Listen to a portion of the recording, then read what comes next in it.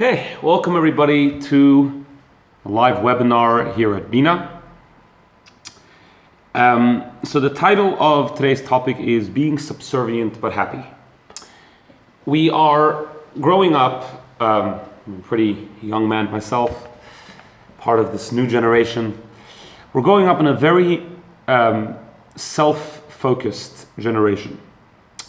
Very me, very about myself, my life, and perhaps one can even call it selfish. Obviously that does not include everybody, probably doesn't even include most people, but it definitely includes quite a large, it basically describes society at large. And it's not just, it happens to be that way, this is actually what we're taught. We're taught to fight for oneself, to be very assertive, to live your dreams no matter what, which is not always a bad thing. That could also have some positives to it. But in general, what that's done is it's making us very, very self-focused. And that hasn't made us happier. I don't think that people are walking around the streets more happy than they were 50 years ago. It doesn't seem that way. It actually seems the opposite way. It seems to be that people are less happy. Today, in the Jewish calendar, is Yud Tes Kislev, which is the 19th of Kislev, which in the Hasidic calendar is quite a significant date. It's the yahrzeit, the anniversary of the passing of the Maggid of Mezrich, who is the successor of the Baal Shem Tov, founded the Hasidic movement, as well as the day that the Alter Rebbe, who was the first Chabad Rebbe, went out of prison. And the reason why he was incarcerated was lies were said about him. And in Hasidic tradition, it's like a date when his approach was sort of validated, even on high, as it says in many sources, that his approach of spreading the secrets of the Torah to the masses became more accepted. One of the emphasis of Hasidus, or I should say one of the two emphases, which almost seem like opposite, is bittul and simcha. Bittul means subservience. Bittul means self-nullification.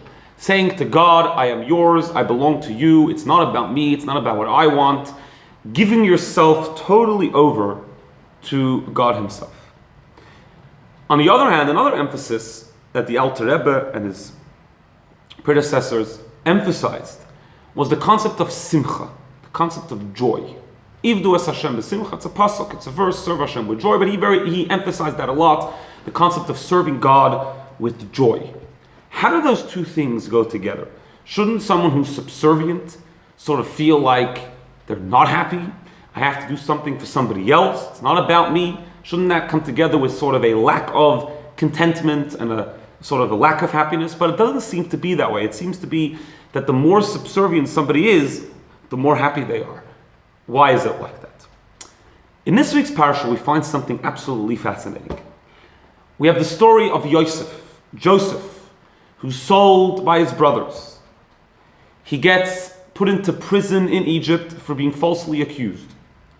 He's in the depths, in the lowest depths. He should be in a lot of pain. He has a lot of reason to feel resentment. And he's walking around the prison one day and he sees two individuals, the baker and the butler of Pharaoh, who were put into prison. And they're looking down, they're looking sad. So he asks them, Madua pneichem royim hayoim. Why do your faces seem sad? Why are you sad today? Why aren't you happy? Now, if you think about it, why should they be happy? They're in prison. They're locked up. They've been fired from their jobs. Right? And the truth is, this also shows us Yosef's greatness. The fact that him being in such a low state, he's still worried about other people. But I don't want to focus on that. I want to focus on the question. What do you mean, why you sad? You're in prison. That's why you're sad. You can learn from this that happiness has nothing to do with the circumstance that you're in, and has nothing to do with what you have, and has nothing to do with what happens to you. One can have a great life but be not happy. Because happiness comes from a sense of inner fulfillment. Happiness comes from within, not from without. It doesn't come from what things give you. It comes from a sense of fulfillment deep within one's soul. That no matter what happens to a person, they will still be happy. And that's Yosef's question. You're in prison, true. But madua pneichem roim, why does that mean they have to be unhappy? Why does that have to cause a sense of unhappiness deep within you? You are in control of yourself. You're not in control of what happens to you, but you are in control on how you react to what happens to you. And a person can still be happy. Obviously, it's very difficult. No one's saying it's easy. But it's still possible for a person to be happy even in the most dire circumstances. The greatest sense of fulfillment is when it's not about you. When something is about you and it's about the self, then it's very difficult not to react in a negative way to bad things that happen to you. If I'm all about myself, if I'm self-focused, then when things don't go my way, I will be unhappy. Because my fulfillment comes from myself. And therefore, if things don't go well for myself, that will cause me to be very unhappy. However, if your fulfillment comes from something which is higher than yourself, something which transcends you, when you are not about yourself, then a person can be truly happy. Because then it's not about you. And therefore, just because bad things are happening to you is not a reason to be unhappy. And that perhaps are these two ideas coming together. The concept of bittul, of subservience to God, and the concept of simcha, the concept of real joy. Because real joy does not come from indulgence. It doesn't come from having a big ego and always indulging the self and giving into the self and focusing on yourself.